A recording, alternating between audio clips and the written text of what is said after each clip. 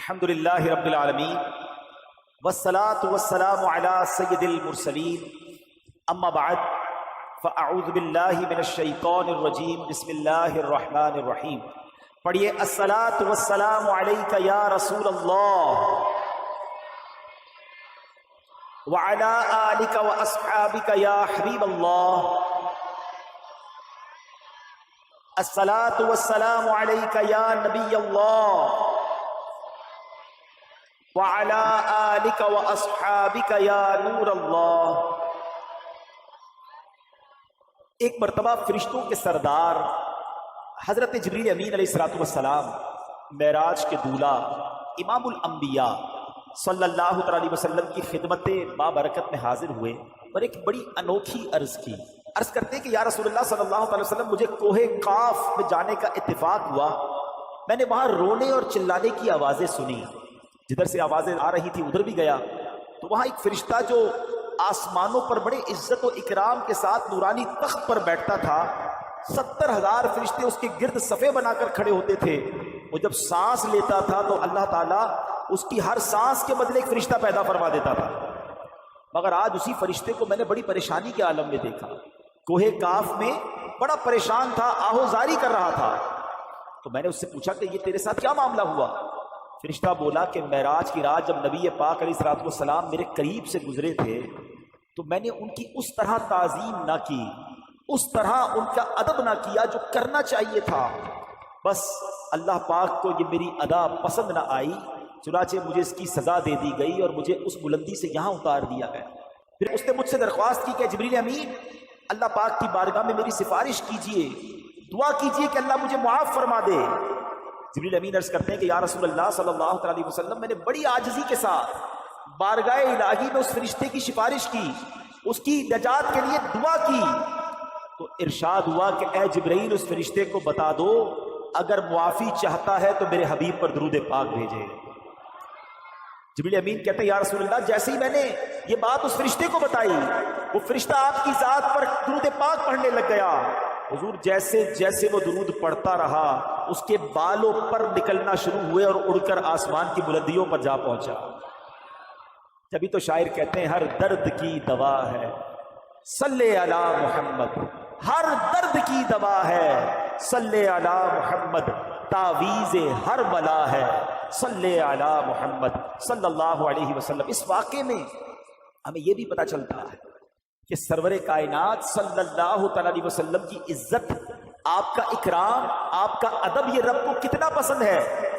اور ان کی شان میں ذرا سی بھی بے ادبی وہ بندے کا ایمان بھی غارت کر دیتی ہے اور رب کو بھی اس سے ناراض کر دیتی ہے.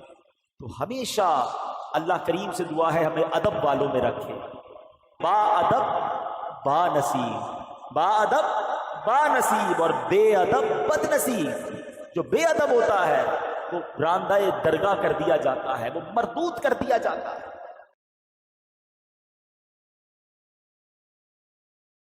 حضرت آدم علیہ السلام کا ادب نہ کیا، ساری زندگی کی عبادتیں اس کی اکارت کر دی گئیں، مردود کر دیا گیا. تو چاہے حج ہو، عمرے ہوں، نمازیں ہوں، صدقے ہوں، حلیہ مذہبی ہو، لیکن اگر دل میں ادب نہیں ہے تو یہ اعمال کسی کام کے نہیں ہے. یاد رکھیے علم اچھی چیز ہے مگر ادب بہت ضروری ہے. تو رب کریم ہمیں ادب والوں کے ساتھ رکھے. محفوظ سزا رکھے نہ شہابے ادبوں سے، محفوظ سزا رکھے نہ شہابے ادبوں سے، بھی سرزد نہ کبھی بے ادبی ہو. میرے اسلامی بھائیوں، میرے آقا حضرت ام ہانی رضی اللہ تعالیٰ عنہ کے گھر آرام کر رہے ہیں کہ جبریل امین جو فرشتوں کے سردار ہیں نبی پاک کے دربار میں آتے ہیں. آرام سے جگاؤں کیسے؟ رب کا حکم ہے کہ محبوب کو بلایا جائے مگر محبوب آرام کر رہے ہیں. یہ وہی آرام ہے. مولا علی نے دیکھا کہ عصر کی نماز جاتی ہے تو چلی جائے، آقا کے آرام میں خلل نہ آئے. اب جبریل امین کو جگانا ہے. اللہ اکبر. बुलावा रब की तरफ से है। सोचा कैसे जगाऊं, अदब क्या होता है। अर्ज क्या करते हैं जो आला हजरत ने गोया कसीदा मेराज में कहा कि फरमाया यही समा था कि पै के रहमत, खबर ये लाया कि चलिए हजरत, जरा समझिएगा बात को, क्या खबर लाया कि चलिए हजरत तुम्हारी खातिर कुशादा है। क्या कुशादा है, जो कलीम पर बंद रास्ते थे। जरा सोचिए ये कौन सा सफर था। थोड़ा सा पीछे चलते हैं। हजरत मूसा अलैहिस्सलाम को अल्लाह ने बड़ा मकाम दिया। In the whole world nobody have power to speak with अल्लाह सुब्हानहू व तआला। हजरत मूसा से पहले कोई ऐसा नहीं था जो अल्लाह से बात कर सके बिला वास्ता, डायरेक्ट है। आपको कलीमुल्लाह कहा गया और आप अल्लाह से बात करने कोहे तूर पर जाते थे। कैसा मकाम था, उनको फील कैसा होता होगा कि इस पूरी कायनात में I am one and only who can speak, जो अल्लाह करीम से बात कर सकता है, जिसने ये कायनात बनाई है। अब दिल में तमन्ना जागी, मौला कलाम की सादत दी है, हम अपना दीदार भी करा दे। रब्बी अरिनी, ए अल्लाह तुझे देखना चाहता हूं। इरशाद क्या होता है, लन तरानी, ए मूसा तुम मुझे देख नहीं सकोगे। फिर इरशाद फरमाया कि ऐ मूसा इस पहाड़ पर हम अपनी तजल्ली नाजिल करते हैं, अगर ये पहाड़ अपनी जगह पर रहा तो फिर तुम देख पाओगे। मगर जब उस पहाड़ पर यानी कोहे तूर पर तजल्ली डाली गई, वो पहाड़ जो है वो रेजा रेजा हो गया। हजरत मूसा भी उस तजल्ली को बर्दाश्त ना कर सके और बेहोश हो गए। कलीमुल्लाह की तमन्ना थी देखना है। कहा गया लन तरानी, आका आराम कर रहे हैं और बुलाया जा रहा है। सलाम में एक शेर सुनते हैं, आज जरा तसल्ली से समझ लो इसको। किसको देखा ये मूसा से पूछे कोई, आंख वालों की हिम्मत पे लाखों सलाम। किसको देखा ये मूसा से पूछे कोई, किसको देखा ये मूसा से पूछे कोई, आंख वालों की हिम्मत पे लाखों सलाम।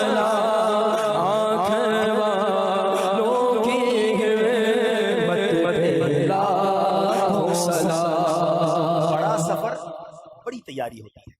आपने अपने घर से अपने ऑफिस जाना है, अब ज्यादा सामान लेकर नहीं जाते, लेकिन अगर आपने 3 दिन के मदनी काफिले में जाना है तो आप 3 दिन का सामान लेकर जाते हैं। अल्लाह मक्के मदीने की हाजिरी बार बार अता फरमाए।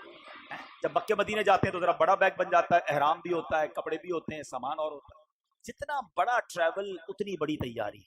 ये सफर कहाँ का था, ये कितना बड़ा सफर था। हाजिरी देनी थी बारगाह इलाही में, जन्नत का मुशाहिदा करना है, आसमानों की सैर करनी है, फरिश्तों की बारात आई है लेने।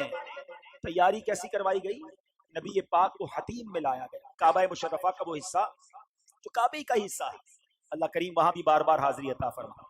हतीम में लाया गया, वहां नबी पाक के सीना अक़दस को चीरा गया और उसमें नूर की बरसात की गई, हिकमतें दाखिल की गई, फिर सीना अक़दस को बंद कर दिया गया।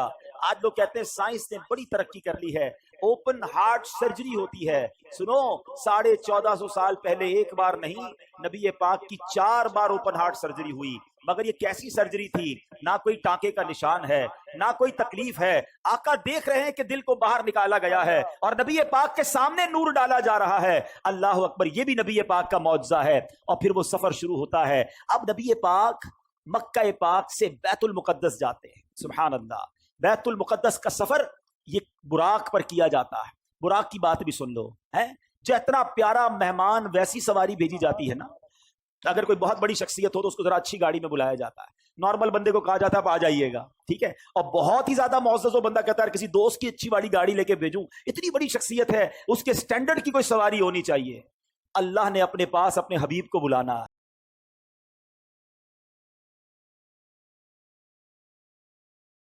बुराक, अच्छा बुराक जो था उसकी स्पीड क्या थी जरा सुनिएगा। हदीस में मजमून मिलता है कि बुराक की स्पीड इतनी थी कि जिधर निगाह पड़ती थी उधर उसका पैर पड़ता था। यानी अगर आप सोचें कि अगर आप बिल्कुल खुले मैदान में खड़े हो जाएं या समुद्र पे चले जाएं तो कितने दूर तक हमारी नजर जाती है। जिधर तक आई साइड जाती थी उधर वो एक कदम रखता था, अगला कदम उधर रखता था, दोबारा आई साइड जिधर जाती थी। इतनी स्पीड से ये ट्रेवल हुआ। और सुभान अल्लाह, बुराक के अंदर एक जबरदस्त शॉक ऑब्जर्वर भी था। लोग कहते हैं गाड़ी वो अच्छी जिसमें झटके ना लगे, जरा स्मूथ ड्राइव होनी चाहिए। देखो अल्लाह ने अपने हबीब को बुलाया तो किस शान से बुलाया। जब ये बुराक ऊपर की तरफ जाता था ना, आसमान की तरफ, अब देखिए घोड़े पे अगर आप बैठे हो और घोड़ा ऊंचाई की तरफ जाए तो आप पीछे हो जाते हैं। थोड़ी तकलीफ होती है ना इंसान को, क्योंकि घोड़ा ऊपर जा रहा है। تو روایتوں میں لکھا کہ اس کے پچھلے پیر بڑے ہو جاتے تھے. جب یہ اوپر جاتا تھا تو پچھلے پیر بڑے ہو گئے تاکہ اس کی پشت سیدھی رہے, نبی پاک کو سواری میں تکلیف نہ ہو. اچھا جب یہ براق نیچے اترا, اب کوئی گھوڑا نیچے اتر رہا ہے, آگے کی طرف ہو جائیں گے, پھر ڈیفیکلٹی ہوگی. فرمایا جب نیچے اترا تو اس کے اگلے پیر اونچے ہو جاتے تھے. یہ وہ فلیکسیبلٹی تھی کہ حبیب کو بلایا ہے تو کوئی تکلیف نہ پہنچے, کس شان سے سواری بھیجی گئی. اللہ اکبر. نبی پاک علیہ الصلوۃ والسلام اب پہنچتے ہیں اس جگہ پر جسے ہم بیت المقدس کہتے ہیں. بیت المقدس ویسے بھی دیکھنے کی بڑی تمنا ہے, لیکن جب سے یہ پڑھا ہے اور جب پڑھتے ہیں ایک دل میں عجب تمنا جاگ اٹھتی ہے. ذرا سوچو تو صحیح کہ کائنات میں ایسی نماز نہ اس سے پہلے ہوئی نہ اس کے بعد ہوگی, جب اس کائنات کے سب سے بہترین افراد یعنی انبیاء کرام کم و بیش 1,24,000 آل ٹوگیدر ونس ٹائم, ایک ہی وقت میں وہ بیت المقدس میں موجود ہیں. صفے تیار ہیں, مؤذن فرشتے ہیں, اقامت دینے والے جبریل امین ہیں. اور اب جبریل امین نے عرض کیا حضور اب آپ امامت فرمائیے. امام الانبیاء میرے آقا امامت فرما رہے ہیں. سبحان اللہ. سیدی اعلیٰ حضرت امام اہل سنت بڑی پیاری بات لکھتے ہیں, فرماتے کہ وجہ کیا تھی, معراج کی رات کی جماعت کیوں جو ہے وہ سجائی گئی, یہ بلایا کیوں گیا سب کو. سبحان اللہ. رہتی دنیا کو یہ بتانا تھا. اعلیٰ حضرت کہتے ہیں نماز اقصا میں تھا یہی سر. سر کہتے راز کو, یہاں کہتے ظاہر ہونا.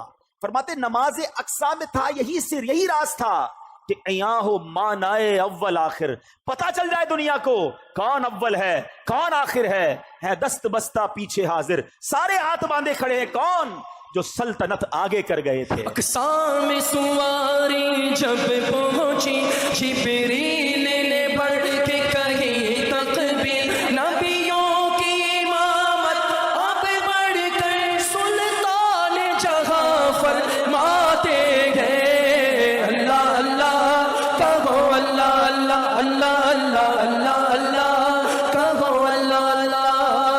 اب نماز سے میرے آقا فارغ ہوئے, اب آسمان کے سفر کی تیاری ہے. اب سفر آسمان میں وہی براق ہے, وہی بارات ہے, وہی دولہا ہے, وہی باراتی ہے. آن کی آن میں پہلا آسمان آ گیا.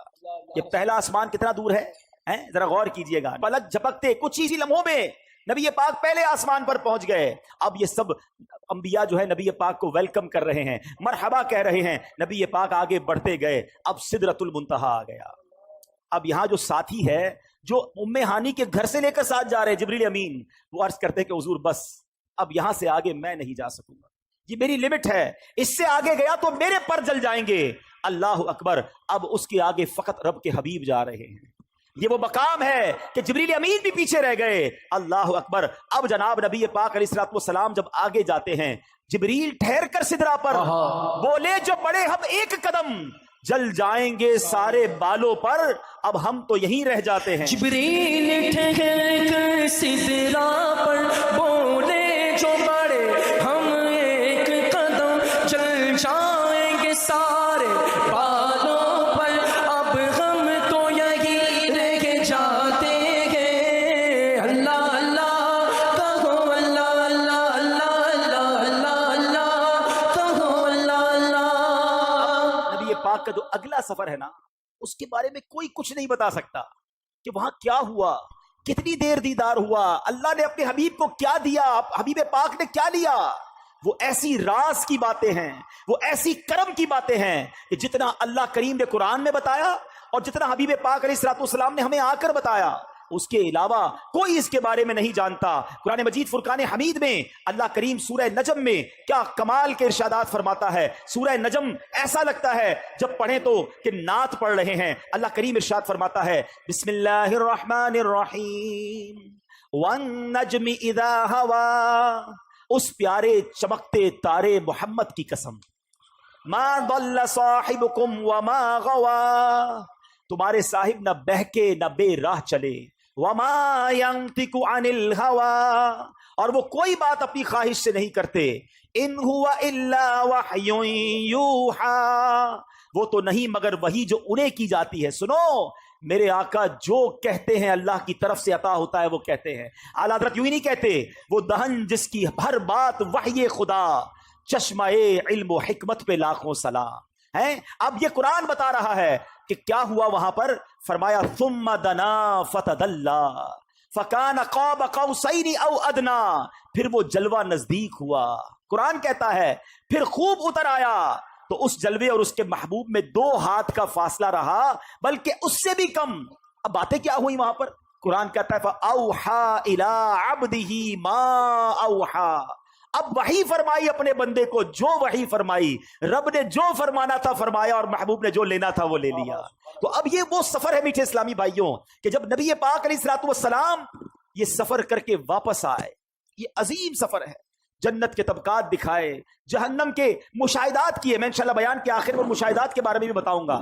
آل ٹوگیدر جب یہ سفر کر کے نبی پاک واپس آتے ہیں تو آج لوگ کہتے ہیں جناب کہ بڑی سائنس نے ترقی کر لی ہے، بڑا مہینوں کا سفر دنوں میں، دنوں کا سفر منٹوں میں طے ہوتا ہے. لیکن میرے آقا کے اس سفر میں جس میں ہزاروں سال کا یہ ٹریول ہے، علماء کہتے ہیں اگر اس کو لاجیکلی کیلکولیٹ کریں نا تو یہ کئی ہزار سالوں کا سفر بنتا ہے. مگر نبی پاک جب واپس آئے تو جو دروازہ کھولتے وقت کنڈی ہل رہی تھی وہ اب بھی ہل رہی ہے. جو بستر چھوڑ کے میرے آقا گئے وہ بستر اب بھی گرم ہے.